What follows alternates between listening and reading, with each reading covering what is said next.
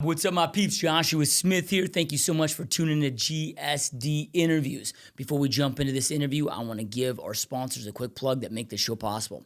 So our first sponsor is our real estate software, www.perfectstormnow.com, the most affordable and effective lead generation software out there. This isn't just a website. Yeah, we've got a website. Yeah, we've got a blog feature. Yeah, we have testimonials and video client testimonials feature. We have community pages. We have all of the typical website stuff.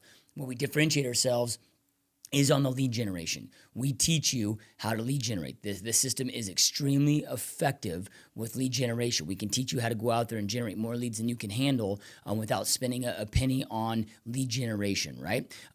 Not only, though, do we teach you how to lead generate, not only is it a great website, it's a coaching platform combined with software. So we have two monthly live training sessions that are 2 hours long with myself personally. So we teach you how to use the site, how to generate with the site, how to leverage the site.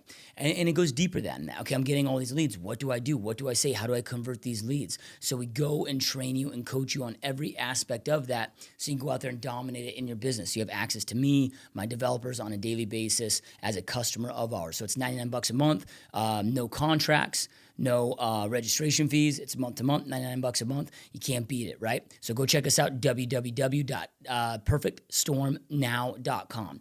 Our next sponsor is my personal mentorship. You know, if you're ready to take your business, your life, your career to the next level, we've got my 90-day mastery boot camp, which is a mentorship with me personally. Every single week, it's 3 hours or 2 hours of live coaching and training with me, and then 1 hour of live Q&A. You have daily access to me and our private mastermind. We build out your playbook, every aspect of the residential real estate business, from how to lead generate to how to lead follow-up to how to do your presentations to how to build out your database. We even start talking about how to grow a team, how to hire, how to fire. There's nothing that we do not cover inside that program. Then after the program's done, after the initial 12-week program's done, it's an ongoing platform. It's $50 a month where you have access to me for as long as you want. You know, right? And in that $50 a month program, you guys, I've made that where $50 a month is more powerful than a $1,000 a month coaching program that you can get anywhere else. So we do 4 hours of monthly coaching at $50 a month. So you get 4 hours of live coaching. We have 2 in-person masterminds here in Phoenix, Arizona. They're every 6 months. It's a private mastermind with me and only the alumni bootcamp members that are part of the mentorship. We don't bring in guest speakers. There's nothing to sell. There's none of that crap that we all get at all these other seminars that we go to. You usually go pay $500 to a seminar and they try to sell you a bunch of shit. That's not what this is. This is hardcore masterminding. This is a hardcore mentorship, mastermind, and growth program. So if you guys want to learn more about that, www.90daymastery.com. Hope to see you guys in the program. All right, let's jump on into the interview. Hopefully you enjoy this as much as I did.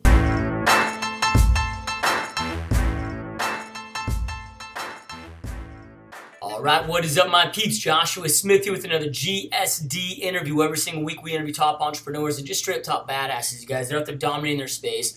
That are choosing to do big things in this life and not playing small. So today we've got a guest on. I'm really excited for our guest today, you guys. She's a real estate agent, professor, author, coach. So really stoked and honored to have Tamara Dorris on the show. Welcome to the show, my friend. Thank you. I love what you're doing. Yeah, no, thank you so much. I really appreciate that. And, you know, I know you've got a lot going on. I mean, you've been a realtor for a lot of years. You're a professor. You've authored a ton of different books. You're speaking all over the country. But before we roll into what you're doing today, how did this whole journey begin? How did you get into entrepreneurship in the first place? Oh, gosh. Okay, so basically in the 80s, my mother drugged me. I mean, literally by my hair, drugged me into real estate. She's like, oh, it's so fun. So I'm like, oh, my God. You know how that story goes. Anyhow, so I ended up working at the California Association of Realtors, and I did get my license and sell some houses. And I decided I wanted to be a psychotherapist because I was really interested in all these top producers were making a ton of money, but yet there were agents that were just like struggling and suffering. So I always had an interest in personal development. And I thought, I want to be a psychotherapist and really learn what propels people forward. So I started going to school, getting advanced degrees, et cetera, still working in the real estate industry, and wrote my first couple of books and left CAR, got licensed again, and started selling houses, teaching real estate at the local college. And I started incorporating what I had learned and thought, I don't want to be a psychotherapist. I want to be a real estate coach. I want to teach agents this stuff that so many of them are not getting. And so it just kind of led into neuroscience. And I think that really what holds agents back, which we could talk about, is fear and self-esteem and habits. And so I really wanted to focus in on that. And so that's what I really focus my research on and my training. And I like to go around and really try to get agents to be more mindful, which is not an easy feat, as you can imagine. Yeah. Yep, no, I totally understand that. So when you were going back to school, I mean, was your original intent with going back to school where you just see patients as far as the general public, or was it always kind of with the plan of going back in the real estate space while you're going to school? I mean, what was that transition like? So that's a good question, Josh. So the transition was I knew I wanted to focus on consciousness as far as how our thoughts create our lives. And at that age, back then, in the early 90s, it was still considered a little new agey, but I knew there was some science to that shit. Oh, can I say that? Sorry. It's good shit on podcasts. I knew there was some science to it, and I was hell-bent on figuring it out. So I didn't ever really want to be a psychotherapist in the traditional sense. And I say that because as I began studying subconscious studies, I discovered that I really liked hypnosis. And so I became a certified hypnotherapist, and I did have a temporary practice, maybe about a year. And I literally got all the people who were trying to, cut addictions and that were suicidal. And I'm like, I can't do this. Give me real estate. I'll do that. Yep. So, and what I love about this is being a real estate agent myself and operating several other businesses as well. I always tell people 90% of this game is mental. You think that it's the listing presentations, the buyer presentation. That's the easy stuff. It's controlling up here that is such a challenge. So you jump back and you start coaching real estate agents. Yeah. We're in a space where 90% of real estate agents fail in the first 3 years. And again, so much of it is mental. And I know this is kind of a tough question, probably, but what are some of the commonalities where you've seen that people are just missing it completely as far as their mindset goes when they're approaching this business or any business? Well, any business. I really think it boils down to two things. And one is our fear of rejection. People talk about fear of success. I call BS on that. I don't think anyone's afraid to be successful. I think people are afraid of failing and looking stupid. And I think mostly people are afraid of rejection. People hate to be rejected because they take it so personal, because we allow everything outside of us to tell us how we should feel about ourselves. So fear is huge. And then second, I think it's just a sense of self-worth, and that comes from our earlier programming when we're young. Yeah.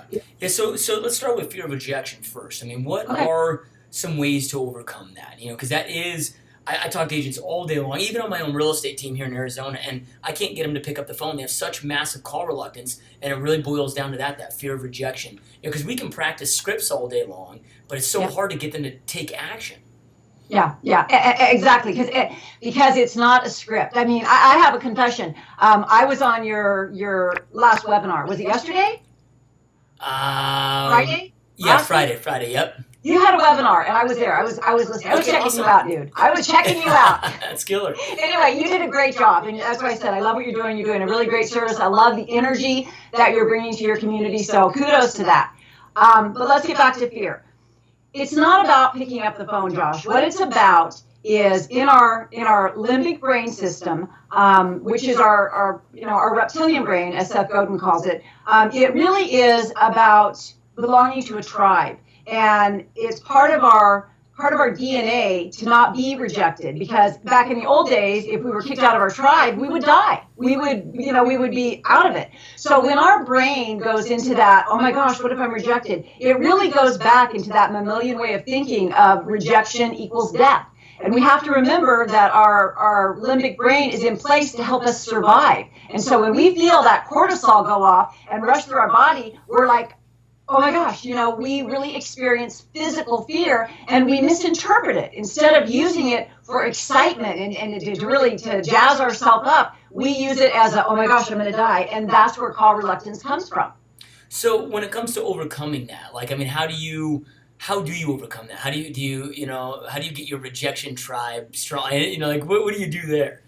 Okay, so I must need to send you my book. You must not have my book, right? I do not. No. I gotta send it to you. Don't Okay. Give me the address to that. Okay. So anyway, that's what I teach in my book, Mind Over Market. And I don't know if you can see behind me. I got a big giant book cover there. That's not just to be promotional. That's to cover up my turtle. I have a turtle aquarium there, and if she sees me talking, then she'll try to climb out. Anyway, it really has to do with the practice I teach, and the practice I teach incorporates neuroscience, and it helps our biochemistry, and it really works on a really scientific level. But if you wanted to call it a form of meditation and visualization, that would be okay with me. The point is that we need so much more mindfulness in our industry. And I don't mean in a woo-woo way. I mean in a way that we're more calm and more confident and more creative, because it's a very stressful business, and the fear and then the anxiety, because you're always in fear. You do pick up the phone, you get the transaction going, but then what happens when you get the call that the loans fall through, or the buyer or the seller has changed their mind? It's an anxious time. And so if we can get agents to be more mindful and reprogram their minds in these ways that I teach, then everything's going to be a lot better for them and for the consumers. Yeah. Yep. No, I love that. I really do. So when it comes to self-confidence, because self-confidence, and I agree with you 100%. I mean, so much of what we do is all about self-confidence, and there's been so many studies just proving that people that have more self-confidence are more successful, live better quality lives, and I believe that we can boost that internally outside of just practicing our craft and memorizing scripts and little things like that, which can give it a slight edge. Do you have any? And I know it's too much to probably cram into a quick podcast, but do you have any, like, one or two just kind of quick tips and tricks you give your clients on whether it's types of affirmations or different things that you can do daily for somebody that does have low self-confidence to start boosting that up?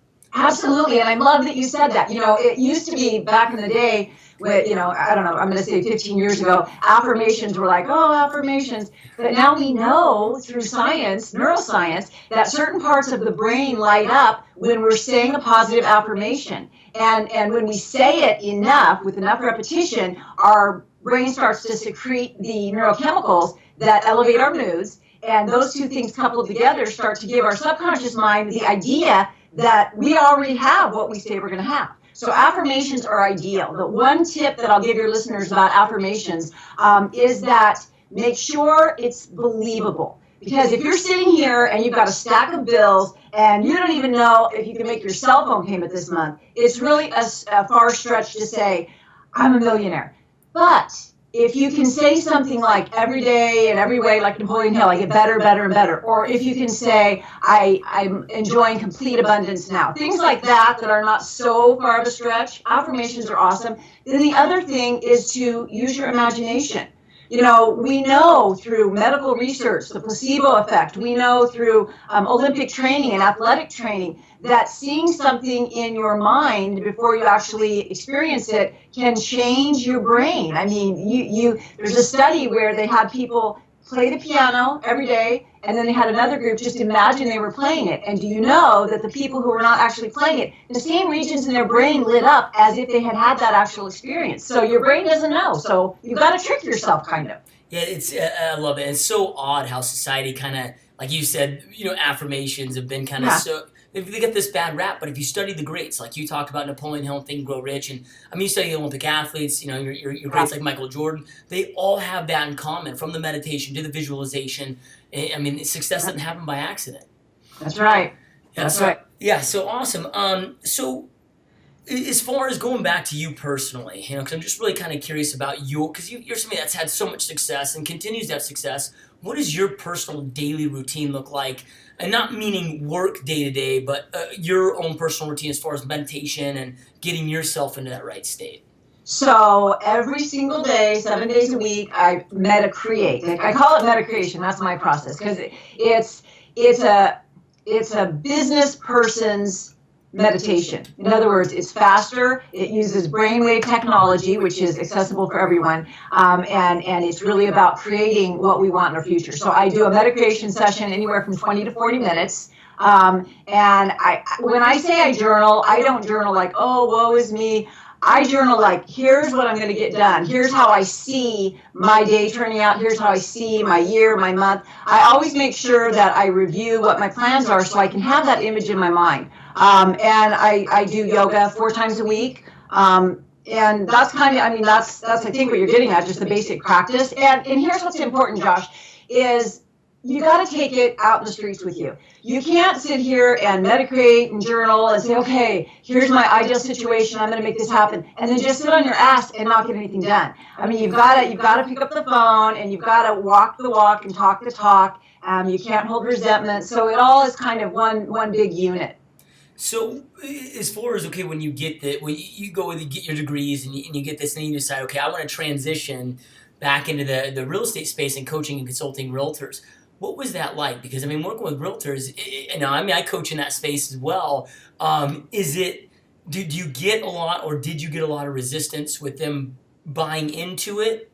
Okay, well, for one thing, I never really left. So when I left CAR, I went right into a professorship at our local college. And I also teach, at Sac State, I teach communications and I do corporate speaking. And I teach this whole neuroscience in the corporate space as well. So I never really left real estate. And to this day, as you know, I'm licensed. I just got a deal in escrow. I've closed. This is only, I've closed 3 this year so far, which is not bad when I don't sell houses anymore. Right. Yeah. But if it falls in your lap, what are you going to do? And I only take listings. But that said, I've always been one of them. So I never really met the resistance. In fact, I was really surprised that when I hung up my shingle and said, okay, I'm going to start coaching, I was really surprised that some agents who I respect quite a bit, who I consider colleagues, actually hired me to coach them. So to me, that was a big eye opener that, wow, this is really something that people are grasping the importance of. They want to learn this. It's not about me being able to push people. It's not that kind of coaching. It's like, let's learn how your mind works and let me be on you every day to help you make sure that you really get this. Yeah, no, I love that. And, what do you do? Because we find it can be pretty easy to get motivated. And this is where I find so much of this space also being mental. It's easy to get motivated, but it's so difficult to stay motivated.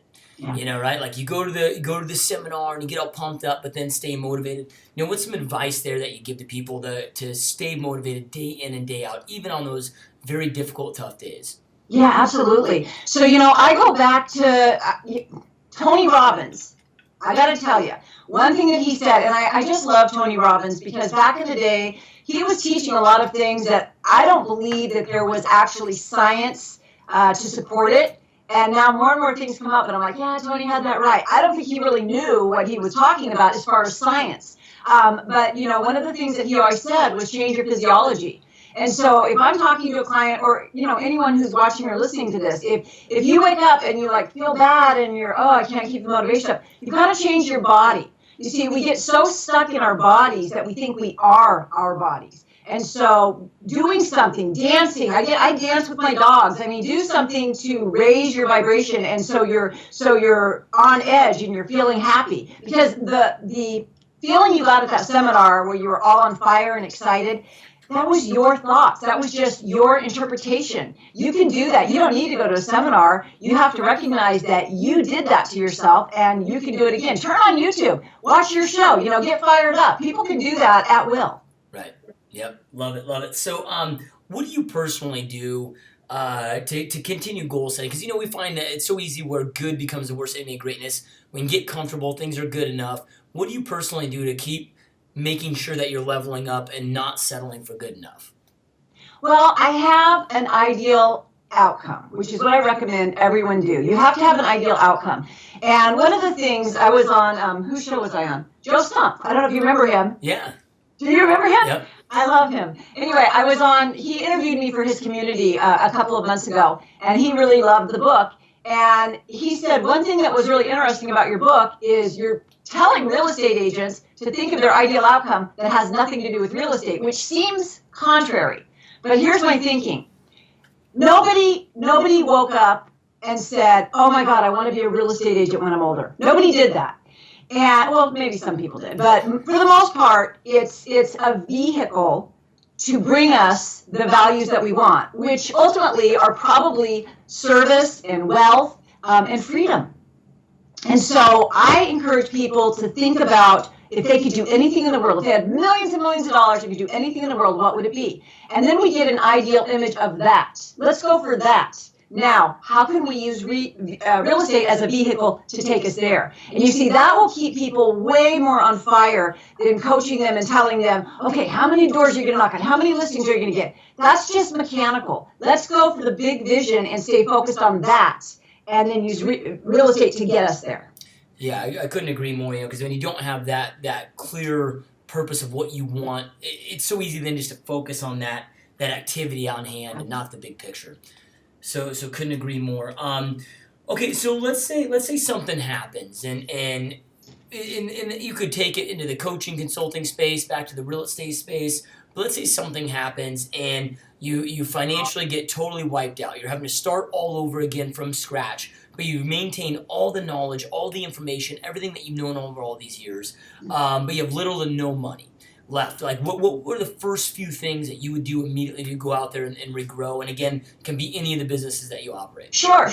Well, I would say a couple of things, and it's interesting you asked me that, because I was just listening to a neuroscientist speak about this kind of thing. One of the things that happens when we begin to work on this and we begin to change our brain is our reticular activator system, which is our filter, more or less. It begins to show us a new reality, a new life. And so in order to increase and expand where you are, you're going to have to let some of the old crap go. And sometimes we are hesitant to let things go, and so life has a way of just doing it for us. So someone may lose a job, they may find themselves in a bankrupt situation, they may, lose their lover, something catastrophe-like may happen. And it's hard to get your head around, but it's actually part of the growth process. It's kind of like if you go on a juice detox and you want to get your health back, you're going to feel like crap the first 2 weeks as all those toxins come out. Or if you stop drinking and you're an alcoholic, you're going to feel like crap, the first couple of weeks. But it's all part of the process. So I think having many catastrophes along the way are normal if you're just beginning this work and really getting into it. But as far as what to do, and you mentioned in your scenario that you just gave me, you said, well, you've been doing this and you get it. Well, if you really get it, then you're going to recognize that what's going on around you, as real as it feels, is only about 0.00013 times 1% of reality, and the rest of everything is invisible energy. So if you really get this stuff, then you get that, and you recognize nothing outside of you can really hurt you more than making you temporarily uncomfortable. And the quicker you can get through that discomfort, the faster you won't have it. So you kind of talked about these programs, these old programs that we've been domesticated with, and through your parents, upbringing and teachers, and they get deep, man, so deep. How do you unprogram those? And because then it becomes you get on this new path, but then it's so easy to give back and kind of get sucked into those old programs. Absolutely. Well, and it's not just easy to get sucked back into them. It's a matter of it's our neural network. I mean, it's we have to remember that 98% of our thinking is unconscious, and it's on autopilot. It's good that we have an unconscious because it keeps our heart beating and all those other things that we're too busy to take care of. But it also does our automatic programs. So a lot of us don't recognize the programs that we have in place. But all you have to do is look at your life, and whatever is missing or not quite working, there's a belief there. And so we got to reprogram it by creating new neural pathways. And that's what neuroscience is. It tells us through neuroplasticity that we can make new neurons fire and wire together, and those can become, with repetition, our new patterns that then become on autopilot.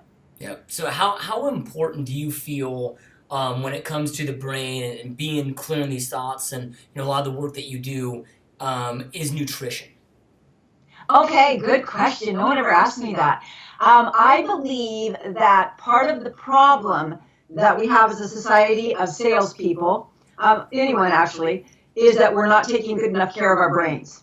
And the food that we eat and the water that we drink is absolutely the fuel that fires our brain. So when I see someone, and you may find this interesting, but when I have a coaching client, and I just have boutique. I mean, I don't do I don't have a huge empire because I like to do more close one-on-one. But when I have a coaching client come to me, if that coaching client has a weight problem or doesn't follow a good diet, this is part of the entry level process. I say, it's got to be all or nothing. If I'm going to work with you, you've got to promise to be working out, finding some sort of endurance training. You've got to be into that, because I find that the way you do anything is the way you do everything. And to go on with what you're saying, that if you're not taking care of your brain, my work is not going to help you, and then that's going to make me look bad. So you've got to be willing to feed your brain in a way that fuels your fire. Yeah, I love it. It's something that I used to be morbidly obese, lost over 118 pounds, and kept it off for a decade now. And so it's something that I've been very passionate about. My whole entire family, we're all organic. And like, for example, our daughter, who's now in second grade, but when she was in kindergarten, we were thinking we were going to have to hold her back because we started her a little bit early. And once we switched her to an organic diet, right away, she was most improved in her class, and just instantaneous, the focus, and for myself, the lack of brain fog and just the clarity with those thoughts it gives me is just insane.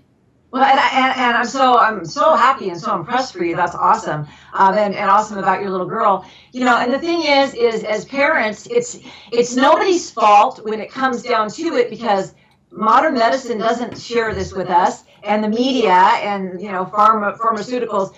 Oh, your kid's busy, let's just put him on some medicine. So it's really up to parents to dig into this and understand that all the dyes and GMOs and all this stuff that's in the food is going to mess up your kid's thinking. And even autism, I believe, is a result of vaccines. So you really have to be very careful when it comes to that, and you can't expect to use your brain. You want to create this millionaire lifestyle, but you can't stop eating cheeseburgers. It doesn't work that way. Right. Yep. Is there any type of supplements that you do recommend that are maybe all natural that do help with absolutely the just brain function and increasing the neuron activities? Absolutely. I recommend that unless I can't imagine in a million years why a person couldn't take this, but a high grade, high quality fish oil is a must. Sunshine, in the winter months, God, I would never be able to live in Alaska, but in the winter months, you've got to have some source of sunshine, because sunshine's vitamin D, and it absolutely feeds our brain. So sunshine and fish oil are super important. Your green vegetables, your leafy green organic spinach, super important. Blueberries. So I'm more about food, but if someone, like, for example, has sleeping disorders, I always recommend melatonin, because that's in our pineal gland, and that helps our brain think that it's time for sleep. And then, of course, the opposite of melatonin is our serotonin, which is our happy hormone. So sometimes people get their serotonin depleted from a toxic lifestyle, and they may need a little boost with supplements. Yeah, love it. So, I know that you're a student of life, a student of the game. You went back to school and became a professor, which a lot of people, so you take your self-development very, very seriously. Outside of your own books, which we'll get to here in a moment, what does self-development look like for you? And do you have any recommended reads that you recommend maybe your real estate clients that you feel are important for them to read? That's a good question. Well, I think that the good old Napoleon Hill is still definitely the tried and true, and we won't get into that right now, but it's so funny because people think some things are new age, but boy, Napoleon Hill was as new age as you could get. He really was, but business people don't recognize that. But anyway, Napoleon Hill's awesome. I'm a big fan, like I said, of Tony Robbins. I can just get pumped up by listening to him. It really is a matter of what path a person's on. Is a person more interested in the spiritual approach or the scientific approach? You see, so I combined those. So I have like probably 4,000 books. So to recommend one would be really, really tricky. Yeah. It's when you bring up Think and Grow Rich, especially that last chapter where he talks about visualization in his boardroom with Abraham Lincoln and all these other greats in there.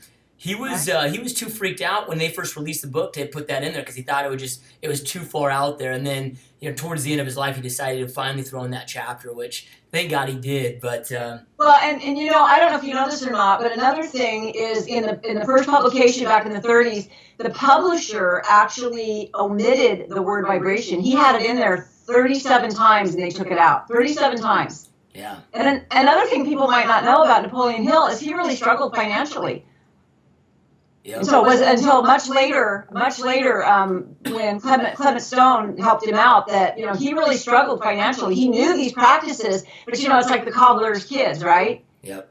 No, and when it comes to vibration, I was watching, and this is kind of getting out there, but a documentary the other day on the Great Pyramid and some of the healing, and they literally had vibration areas, and they'd come in there and figure out the vibration of the human being and then play through music that same vibration for healing. And of course that technology is so far advanced we can't figure it out at this point. It's so far advanced, but isn't it interesting that the pyramids, there's no possible way the pyramids could have even been built. Yep. So yeah, that stuff does get, it's like I can't even think about it because it's overwhelming. But I'm very familiar with quantum physics and vibration because we're all vibrational beings. So it's not woo-woo anymore to say that.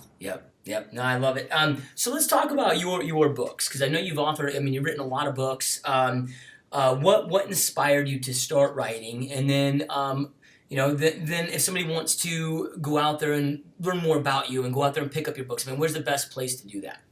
Okay, so what inspired me? You're gonna laugh. I don't even know if you're gonna remember this, but John Boy Walton. Okay. Yeah. No. Anyway, when I was, I think, 12 years old, my mom says when I was in third grade, I was writing. So I've always been a writer. I've always been very prolific. So the fact that I'm now working on my 17th book is just, to me, I'm like, wow, really that many? But I love to write. And so I think I have something for everyone. I have 4 novels. I have a couple of humorous ones, I have spiritual ones, I have a lot of personal and professional development ones, but they all stem, even if they're fiction or nonfiction, they all stem from personal development.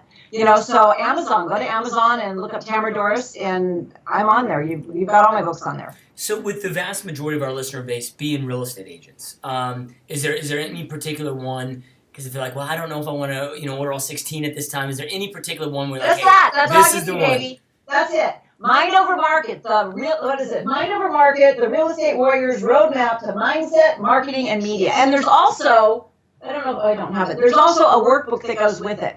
And so I tell you what, for your viewers and listeners, instead of going to Amazon.com for this little goodie, they can go to mindovermarketfreebook.com and just pay, I think it's $6.95 for shipping and handling, and they can have it free. Awesome. And you guys that are watching or listening to this, the link will be below. Just make sure to click right on the book and go download that and get that. So, love it. So, okay, I know you do a lot of these podcasts, and you get interviewed, and you get asked a lot of questions from your coaching clients. Is there a question that never gets asked that you wish would get asked that you feel is really important? Probably the question is, why is it so hard?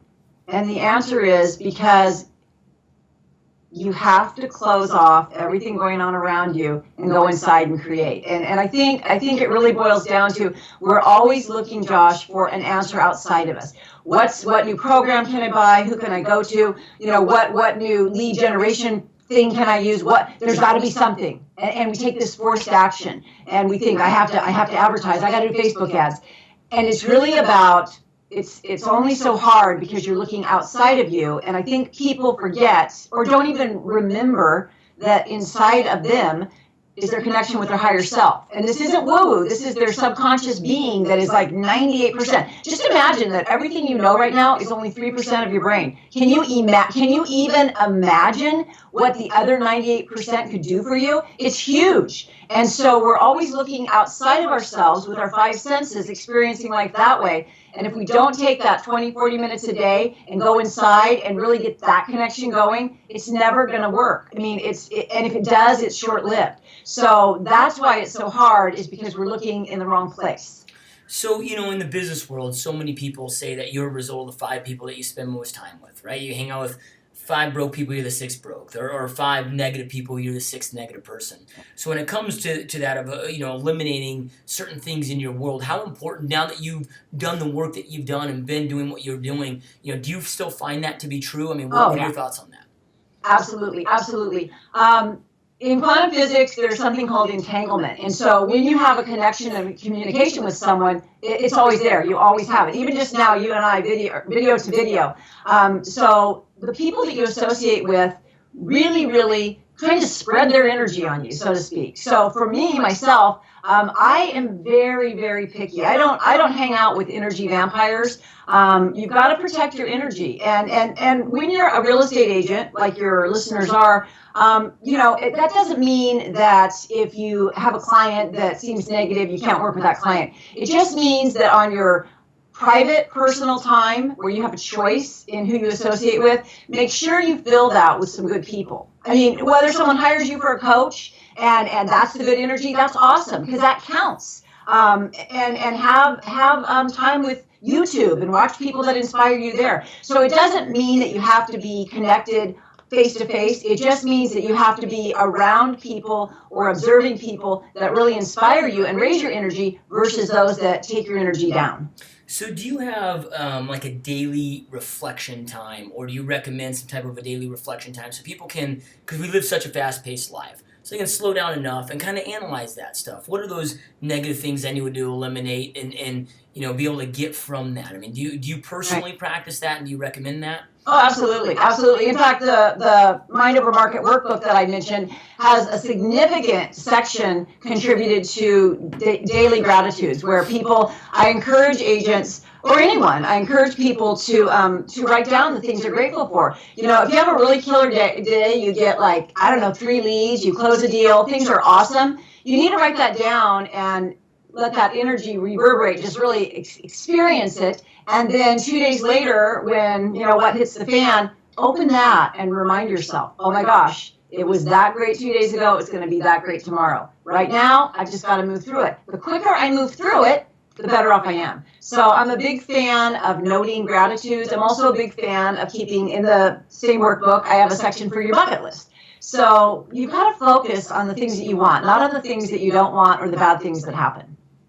Love it. So, Tamara, if I know you gave the free resource for your book, but maybe we have a listener that's really connected with you and what you're saying, and I get look, I mean, by the time I felt like I was literally going to die before the age of 30 of a massive heart attack, even though I was financially successful. But like you said, there's so many other stresses and so much of it is brought on ourselves, which we don't realize. So maybe if somebody would like to reach out to you to consult and coach with you, what's the best place to reach out to you and get more information from you on that? Well, they can go to my website, tamaradorris.com, or just search me on Facebook. I'm on Facebook all the time. Okay. Tamara Dorris, yeah. Just find me on Facebook. I love connecting with people on Facebook. In fact, I have a group called Mind Over Market, and it's absolutely free. And it's really just where I post one of these lessons every single day. And so people who get this message and who just want to go on Facebook every day, you don't have to comment, you don't have to talk to me. You can just go on and you can get that little bit of fuel every day. So and I just thought of this question as you brought up Facebook. How do you balance social media and all that noise that exists? Because it's, we're acquiring ADD as a human species because of all this social media. And I mean, how do you be active on there, be effective on there, but make sure that it's not reprogramming you in a way that you don't want to be programmed? Well, the first thing I would say is anything that lowers your vibration, that makes you feel icky, like if someone's posting dead animals or beat up people or something, I just unfriend those people. To me, social media came to be probably 8 years ago, and I was working in selling houses part-time, very part-time. And I focused on short sales, and I was making 3 times the average agent, maybe 5 hours a week, because I was using social media and I was using these practices. And I just did video after video, and I was all over Facebook, and I was just positive and inspiring to people. And I just transitioned when I went into the real estate coaching, and I just maintained that. I think that what we give our attention to expands, and so people should just avoid people and posts that make them feel uncomfortable, and just focus on be the change you want to be. Spread goodwill, spread joy, and then you're going to find that it just comes back to you. Yep, awesome. I love it. So, I started this podcast, excuse me, to go out there and we're in this space, especially the real estate space, right, where there's just so much information, and so much of the information is smoke and mirrors, and from people that aren't actually doing it. A lot of theory gets thrown around there. So instead of complaining about it, I decided to start this podcast where I go out there and interview the doers like yourself, people that are in the trenches, that are doing it, that have built it, that have created very successful businesses. So with that being said, our listeners are listening because they want to go out there and create an epic life and an epic business. So do you have any last words of inspiration or motivation that you'd like to leave them with, or advice that you'd like to leave them with, so they can go out there and create that amazing life they know they want and deserve? Yeah, absolutely.